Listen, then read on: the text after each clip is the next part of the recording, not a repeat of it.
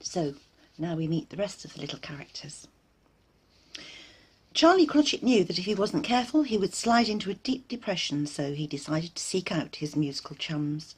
Just as they had supported each other in the creation of music of all types over so many years, they were trying to keep each other's spirits up in the dark days following Sir Sebastian Stave's departure, which in reality was nothing short of abandonment.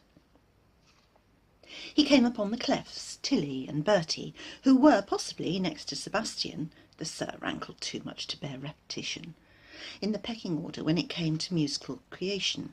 Tilly the treble, denoting the right hand for pianists and keyboard players, and the higher notes, was a graceful and elegant creature, and Bertie the rounder, more diminutive bass, denoting lower notes, and for a pianist, or keyboard player, the left hand, very happy and content in himself.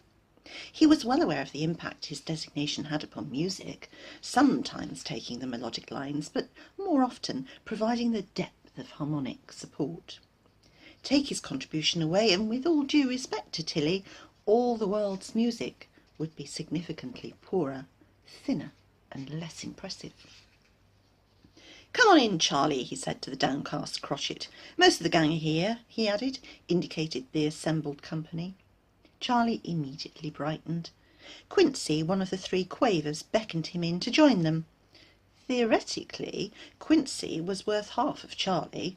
Quincy and his partner Quintin together had a professional value that matched Charlie Cratchit, but that was only in terms of musical counts. Off the page and away from the sainted Sebastian Stave, they all regarded each other as equals. After all, it was the sum of their contribution that created the music. Not one of them could claim superior importance. Well, except Sebastian, obviously, and look where that had got them. Queenie was the third Quaver, called upon when triplets were required. All the piece was written in 6/8 time. She nestled companionably alongside Quincy and Quintin. "Yes, come on, Charlie," she called merrily. "We were just reminiscing." Well, it was better than sitting alone licking his wounds, but it seemed to be that all they ever did was reminisce these days. Florrie Flat piped up. "Yes, we were just talking about the huge variety we've experienced in our lifetime.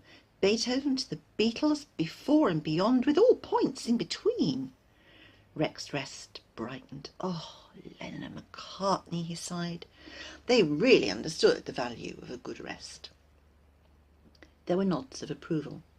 Not to be outdone, Dolly Dot interrupted the rest reverie.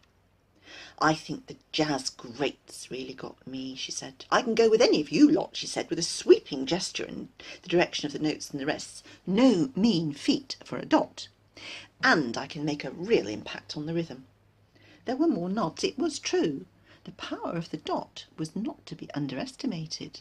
Whether attached to a mighty Minim, a solid Cratchit, or a cheeky Quaver, half as much of their value again was immediately applied to the piece.